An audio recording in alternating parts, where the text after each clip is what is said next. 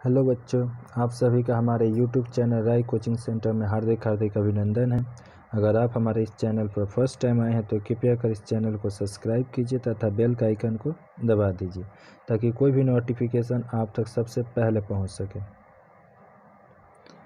आज हम सभी जीवन और उसकी विविधता जो लाइफ साइंस का फर्स्ट चैप्टर है इसको पढ़ने वाले हैं। तो चलिए देखते हैं इस चैप्टर के अंतर्गत क्या क्या आप सभी को पढ़ना पड़ेगा।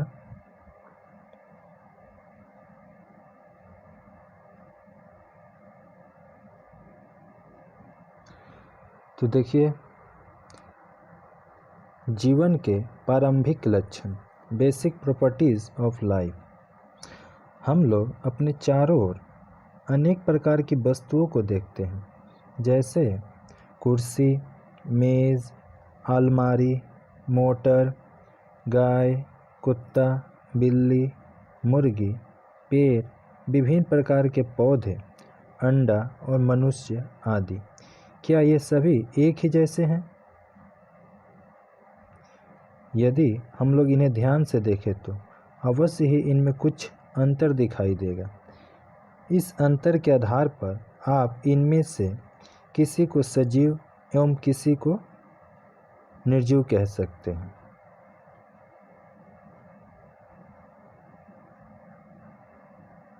यह आपका एक पिक्चर है।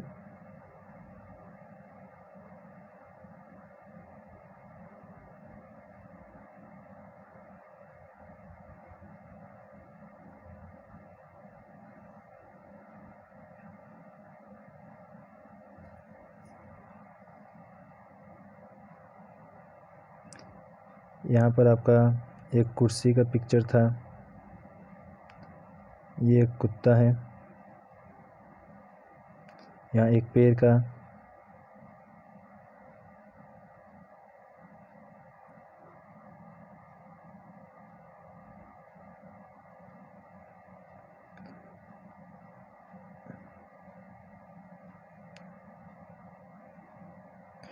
जीवन क्या है? What is life? जीवन क्या है? इसका रूप कैसा है? इस प्रश्न का उत्तर इतना आसान नहीं है। जीवन एक अमूर्त वस्तु है जिसकी कल्पना तो कर सकते हैं परंतु इसे देख और छू नहीं सकते। पुरानी विचारधारा जीवन शक्तिवाद के अनुसार जीवन एक रहस्यमय तथा समझ में न आने वाली शक्ति है।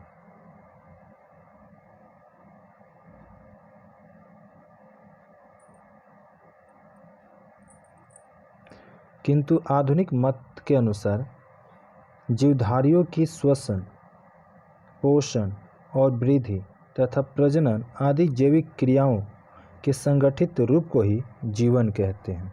ये आधुनिक मत के अनुसार है।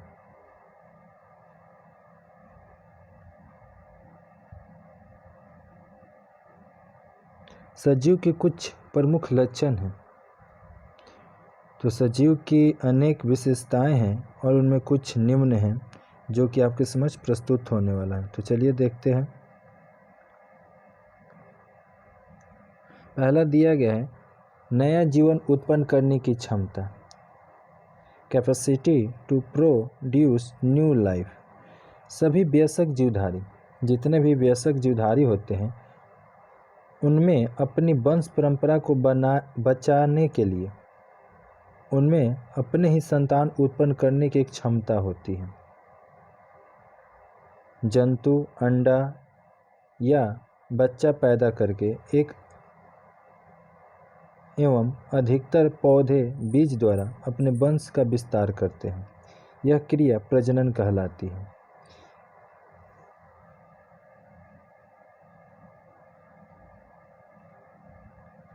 जैसे ये पिक्चर देख सकते हैं, कैसे छोटे से एक मुर्गी का बच्चा है, फिर वो कैसे वयस्क हुआ, फिर उसके बाद वो कैसे वृद्ध। अब दूसरा हम लोग देख लेते हैं। उपापचय, जीवधारियों की शारीरिक निर्माण। ऊर्जा उत्पन्न करने एवं अन्य विभिन्न कार्यों को संपन्न करने के लिए उनकी कोशिकाओं में विभिन्न प्रकार की रासायनिक क्रियाएं होती रहती हैं। इसे उपापचय कहते हैं। यह जो शब्द है ग्रीक भाषा के मेटाबॉल परिवर्तन से बना है और मेटाबॉलिक के क्रियाएं जीव द्रव में संपन्न होती है। इसके संचालन हेतु कार्बोहाइड्रेट, ग्लूकोज यानी प्रोटीन और वसा के ऑक्सीकरण से ऊर्जा प्राप्त होती है। इस क्रिया में कुछ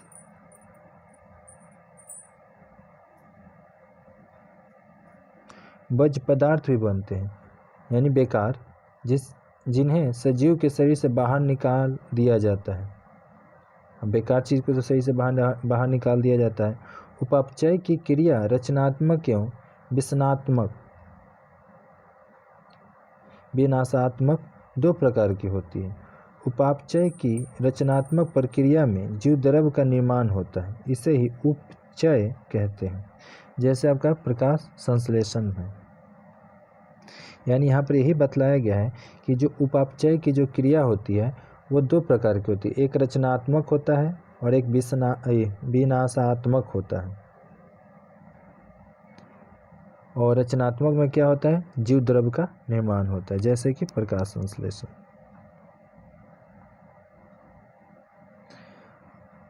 उपापचय की जो क्रिया विघटनकारी होती है, अर्थात जिसमें कार्बोहाइड्रेट, ग्लूकोज, वसा और प्रोटीन का विघटन होता है, उसे हम अपचय यानी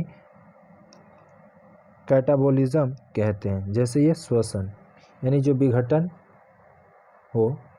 विघटनकारी जो है क्रिया है, वही हमारा एक तरह से कहे तो अपचय कहलाती है। जैसे श्वसन है, जिसमें ग्लूकोज, वसा और प्रोटीन, इन सभी का क्या होता है, विघटन होता है। अब यहाँ पर कुछ याद रखने युक्त बातें बताई गई हैं कि जो उपापचय की जो क्रिया होती है, ये कोशिकाओं के निर्माण और उनकी वृद्धि एवं क्षतिपूर्ति के साथ ऊर्जा उत्पन्न करने एवं विभिन्न जैविक क्रियाओं की संपादन में सहायक है। यानी जो हम लोग अभी पढ़े उपापचय की जो क्रिया है, ये उपापचय की क्रिया क्या करता है, ये कोशिकाओं के निर्माण में सहायक है, उनकी वृद्धि करता है एवं उनमें क्षतिपूर्ति के साथ ऊर्जा उत्पन्न करता है कोशिका में, एवं विभिन्न प्रकार की जैविक क्रियाओं को भी एक तरह से कहे तो संपादन में सहायक होता है, सहयोग करता है।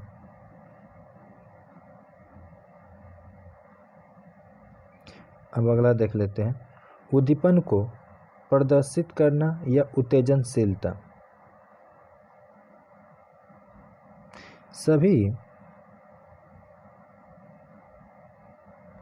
सभी जीवधारी अपने परिवेश में होने वाली घटनाओं का अनुभव करते हैं।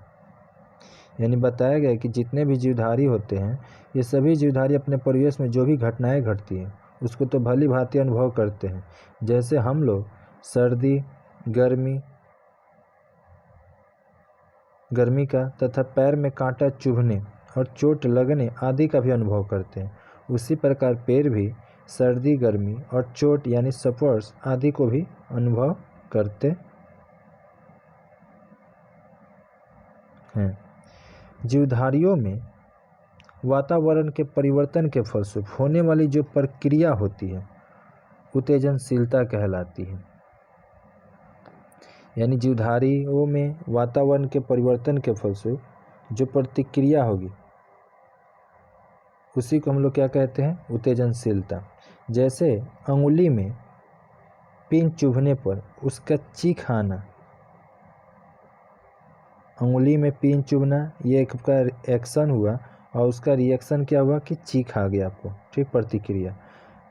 लाजवंती या छुई मुई के पत्रों को छूते ही सिकुड़ना, जैसे आप छुए लाजवंती या छुई मुई, जिसको और भी नाम मिमोसा बताया जाता है, तो जैसे आप इसको छुइएगा तो क्या होगा कि उसमें ये आप छूते समय क्रिया करें, किंतु जैसे उसका पत्ता जो पत्रक होते हैं वो मुरझाते हो तो उसका रिएक्शन होता है, ठीक। ये आपका पिक्चर है छुई मुई का। इसमें दिखाया गया कैसे जो पत्ता है अभी फर्स्ट पिक्चर में स्पर्श नहीं हुआ, किंतु जैसे हम लोग स्पर्श करते हैं तो उसका रिएक्शन, आपका प्रतिक्रिया आपको उसमें दूसरा पिक्चर में दिखाया गया है।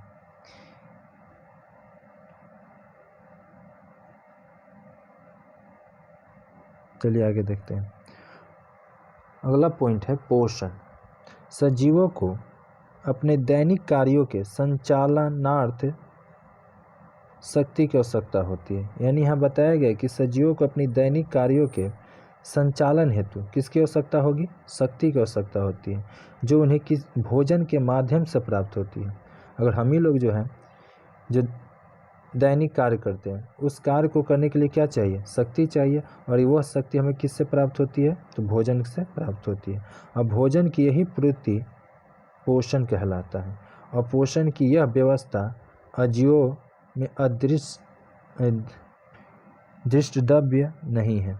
यानी कि एक तरह से कहे तो सजीवों के लिए तो पोषण की आवश्यकता होती है, किंतु अजीवों के लिए ये जरूरी नहीं है।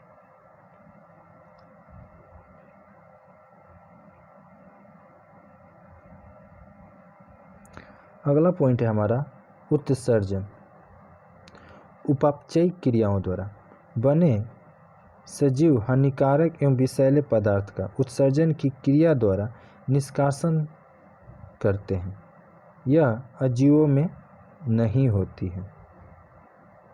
यानी कहने का मतलब यही है कि उपापचयिक क्रियाओं के फलस्वरूप क्या होता है? सजीवों के शरीर में कुछ हानिकारक और विषैले पदार्थ का निर्माण हो जाता है। अब उसी को बाहर निकालने की जो क्रिया होती है, उसी को हम लोग उत्सर्जन कहते हैं। जबकि यह क्रिया आपको अजीवों में देखने को नहीं मिलेगा। इसके साथ अंत में दिया गया है कि उपरोक्त वर्णित विशेषताओं के अतिरिक्त सजीवों में और भी कुछ लक्षण देखने को मिलते हैं, जैसे कि विशेषता देखने को मिलते हैं, जैसे कि वृद्धि देखने को मिलेगा सजीव में, ग्रोथिंग करते हैं, गति और प्रचलन करते हैं। इसके साथ साथ कहे तो श्वसन जैसी और भी विशेषताएं देखने को मिलती है, जो कि अजीवियों में ये सब उपस्थित नहीं होती है।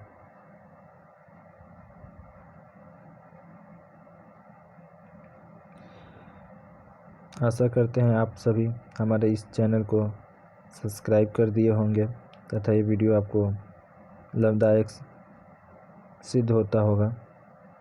तो चलिए आगे देखते हैं।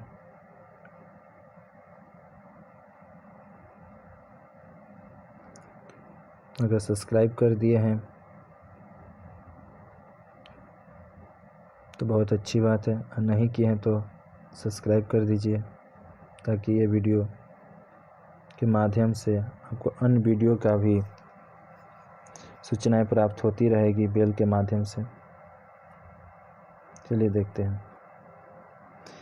जीवन की पृथ्वी पर उत्पत्ति कब और कैसे हुआ?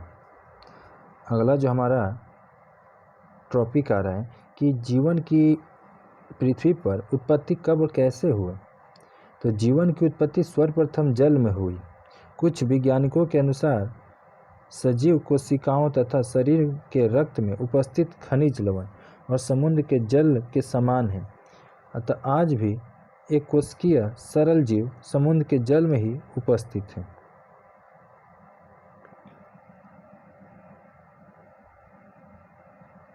देखिए, जीवन की उत्पत्ति से पूर्व, बिफोर ओरिजिन्स ऑफ लाइफ, पृथ्वी पर जीवन की उत्पत्ति के संबंध में वैज्ञानिकों का तो अनुमान है कि लगभग 3.7 करोड़ वर्ष पहले पृथ्वी पर जीव की उत्पत्ति हुई थी। यानी कि जो वैज्ञानिक गण है, वो वैज्ञानिक गण का अनुमान है कि वो 3.7 करोड़ वर्ष पहले इस पृथ्वी पर एक तरह से कहे तो जीव की उत्पत्ति हुई थी। जीव की उत्पत्ति के संबंध में अनेक सिद्धांत हैं, परंतु आधुनिक वैज्ञानिक ओपेरिन के सिद्धांत को ही हम लोग मानते हैं। इसके अनुसार जीवन की उत्पत्ति जल में रासायनिक पदार्थों के संगठन से हुई है।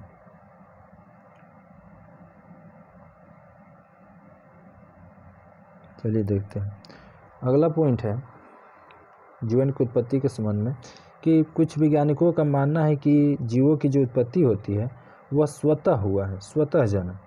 तो इस मत को मानने वाले विचारकों के अनुसार जीव की जो उत्पत्ति है अपने आप अजीव पदार्थों से हुई है। किससे हुई है? अजीव पदार्थों से। जैसे बताया गया है कि कीट पतंगों की ओस की बूंद से। कीट पतंग का किससे जन्म हुआ है? तो ओस की बूंद से। मेढक तथा दादुर की जो उत्पत्ति के बारे में बतलाया गया है कि सूर्य के प्रकाश से तालाब की कीचड़ में हुआ है। जबकि मक्खियों के बारे में बताया गया कि इनका जो उत्पत्ति हुआ है वो मांस से हुआ है। तितली या छेने से। तितली का जन्म उत्पत्ति छेने से। ऐसी मान्यताएं जिनका प्रचलन लंबे समय तक था को 1680 में रेड्डी ने क्या किया? खंडित कर दिया। अब आते हैं दूसरा पॉइंट, विशेष सृष्टि। 19वीं शताब्दी के मध्य में वैज्ञानिकों का एक विचार था कि जीव उत्पत्ति किसी अलौकिक शक्ति से हुई है। जैसे ही 19वीं शताब्दी के मध्य में हम लोग आते हैं तो कुछ ऐसे वैज्ञानिकगण आते हैं जिनका मानना था कि जीव की उत्पत्ति किसी अलौकिक शक्ति से हुई है, पर इस मत का कोई तो वैज्ञानिक आधार नहीं था जिससे यह माना नहीं गया। उसके बाद आते हम लोग कॉस्मोजोइक सिद्धांत। तो अर्हीनियस ने 1903 में जीव उत्पत्ति संबंधी दो बातें अपनी परिकल्पना से संबंधित रखी। कौन? अर्हीनियस, 1903 ईस्वी में। पहला क्या था कि जीव की उत्पत्ति हुई नहीं वरन पदार्थ की तरह यह भी, यानी उनका मानना था कि जो जीव की उत्पत्ति हुई नहीं है वरन पदार्थ की तरह यानी मेटर की भांति यह भी सदैव विद्यमान रहा है। जैसे पदार्थ हमेशा से विद्यमान है वैसे जीव भी हमेशा से विद्यमान है। जीव, दूसरा उनका क्या मानना था कि जीव की उत्पत्ति अन्य ग्रहों पर हुई है। वो मानते थे कि जो जीव की उत्पत्ति हुई है वो अन्य ग्रहों पर हुई है और वहाँ से वे धरती पर स्थानांतरित हुए हैं, यानी वहाँ से यहाँ पर आए हैं। उनकी परिकल्पनाओं को सिरे से नकारा नहीं गया, परंतु ऐसा संभव प्रतीत नहीं होता। एक तरह से उनकी बात जो परिकल्पनाएं थी, जो सोच, उसको नकारा नहीं गया, किंतु ऐसा संभव प्रतीत होता नहीं है। अगला जो हमारा पॉइंट है, आकस्मिक उत्पत्ति। इस मत के अनुसार जीव का विकास आकर्बनिक वातावरण में हुआ होगा, लेकिन आधुनिक जीव रसायन के ज्ञान द्वारा हम जानते हैं कि सरलतम जो जीव होते हैं, उदाहरण स्वरूप सरलतम जीव जैसे कि उदाहरण स्वरूप जीवाणु आदि भी जटिल प्रकृति के हैं। इसीलिए अकार्बनिक यौगिक जैसे कि CO2 हो, H2O हो तथा अन्य द्वारा कोशिकाओं के निर्माण की संभावना अत्यंत कम है। चूँकि उपयुक्त मतों का कोई वैज्ञानिक आधार न था, इसीलिए आधुनिक वैज्ञानिकों ने इनकी कोई विशेष ध्यान नहीं दिया। और लास्ट जो पॉइंट है हम लोग का प्रकृतिवादी सिद्धांत। तो अधिकांश वैज्ञानिक इसी सिद्धांत से काफ़ी सहमत थे, जिसमें कहा गया था कि आदि समुद्र में जीव अनुकूल वातावरण में स्वतः उत्पन्न हुए, यानी कि आदि समुद्र के समय जीव का जो उत्पत्ति हुआ वो अपने आप स्वतः अपने आप हुआ।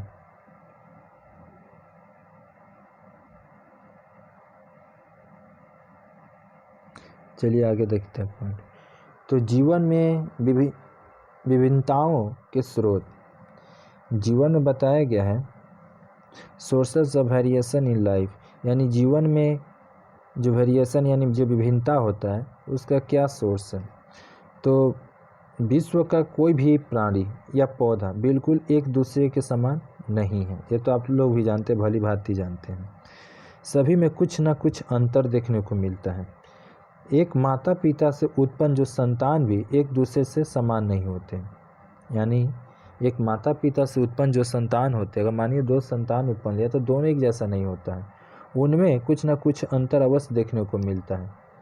लैंगिक प्रजनन से उत्पन्न संतानों को छोड़कर कोई भी दो सजातीय सदस्य समान नहीं होते, अर्थात इनमें कुछ न कुछ विभिन्नताएं आपको देखने को अवश्य मिलती हैं।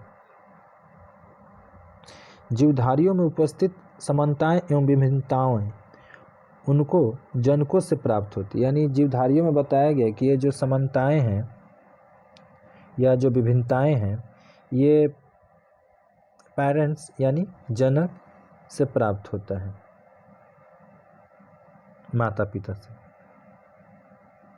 अब देखिए विभिन्नताएं के कारण, क्या कारण है जीवों में विभिन्नता पाने का? तो जीवधारियों में उत्पन्न विभिन्नताएं प्रमुख दो कारणों से होते हैं। यानी जीवधारियों में जो विभिन्नता देखी जाती है उसके पीछे दो कारण बताया गया। पहला बताया गया है प्रजनन, जिसको हम लोग रिप्रोडक्शन कहते हैं, और दूसरा परिवेश, जिसको एनवायरनमेंट कहते हैं। तो प्रजनन में यही बताया गया कि प्राणियों में विभिन्नताएं प्रजनन अलैंगिक या लैंगिक के कारण होती हैं। यानी जो प्राणियों में जो विभिन्नताएं आपको देखने को मिलती है वह अलैंगिक या लैंगिक के कारण होती है। अलैंगिक जनन में एक ही जंतु से विखंडन या कई अन्य विधियों से नई नई संतानें उत्पन्न होती हैं। किसमें? अलैंगिक में।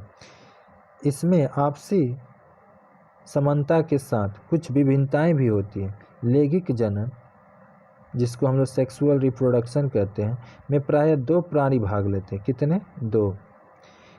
इनमें एक से उत्पन्न क्या होता है? शुक्राणु, जिसको स्पर्म कहा जाता है, जबकि दूसरे से उत्पन्न अंड कोशिका यानी ओवम का समकेन होता है, यानी कि मिलान होता है, जिसे हम लोग एक तरह से निषेचन कहते हैं। इंग्लिश में आप इसको फर्टिलाइजेशन कह सकते हैं। आगे देखते हैं।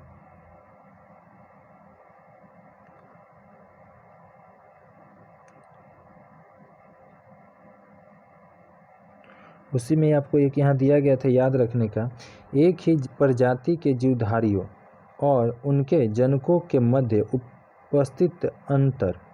यानी एक ही प्रजाति के जीवधारियों और उनके जो जनक होते हैं, उनके जो माता पिता के बीच में जो अंतर, कोई हम लोग विभिन्नता या विविधता कहते हैं, वेरिएशन जिसको कहा जाता है।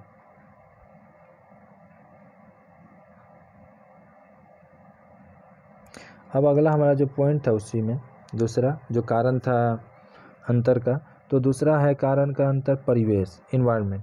तो जीवधारियों में उत्पन्न विभिन्नताएं परिवेश के प्रभाव से भी कुछ हो सकती हैं। किसी विशेष प्रजाति में उपस्थित सभी विभिन्नताएं जीवधारियों के समान रूप में उपस्थित नहीं रह सकती। जीवधारियों में विभिन्नताएं धारण करने की क्षमता भी साधारण रूप से नहीं है। उदाहरण स्वरूप बताया गया है, जिस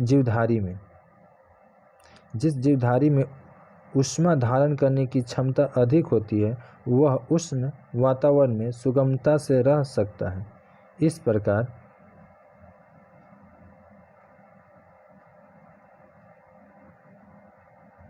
और यहाँ पर आप देख लीजिएगा, ध्यान देने की कुछ बात है। जीवधारियों में जो विभिन्नताएं हैं उत्पन्न करने का जो प्रमुख कारण प्रजनन है। इसमें असूत्री विभाजन और निषेचन क्रिया की प्रमुख भूमिका होते हैं। ठीक। जय हिंद, जय भारत, वंदे मातरम।